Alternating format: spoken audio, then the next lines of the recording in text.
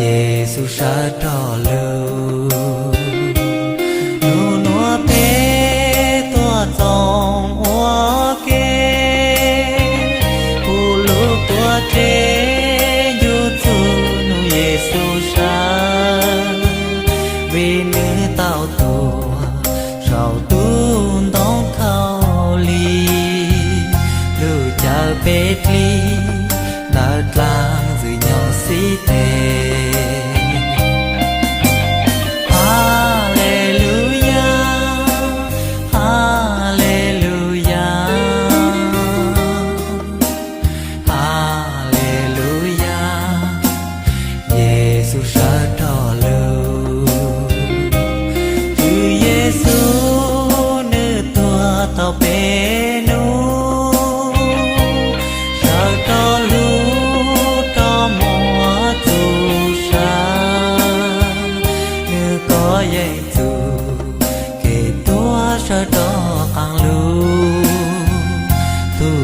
Giêsu có danh lục lá tê.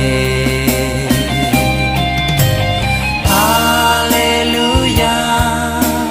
Giêsu sa trò lưu. Hallelujah, nữ có danh kê tu bê cha tao tu trong ô kê ta nô.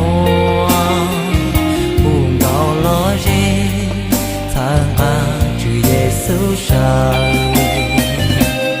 vì nữ lưu tế tua nên là tế ta lưu tế tu kế tu của tế tua tu đó mong tu sa sa đó ang lưu lệ chữ Giêsu.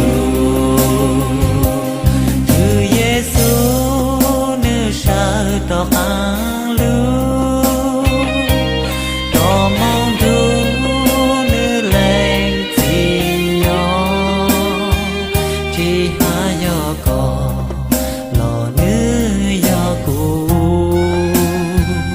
về chua tu từ bộ chữ tu sa.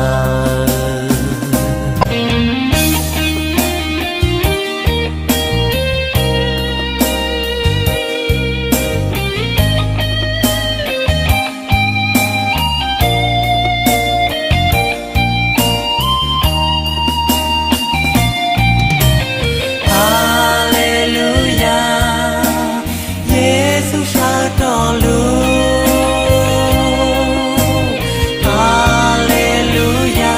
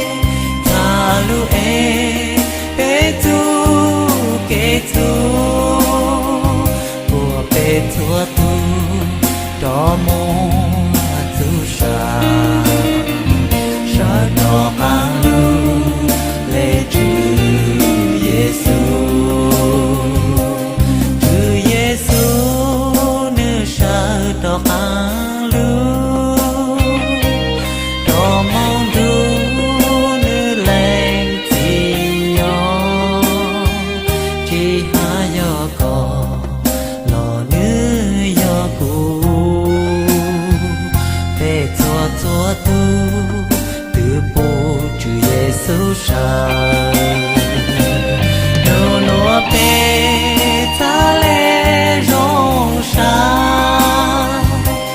muông cao ta ngang nu Giêsu sân Hallelujah Chúa Giêsu sa la ta Hallelujah Chúa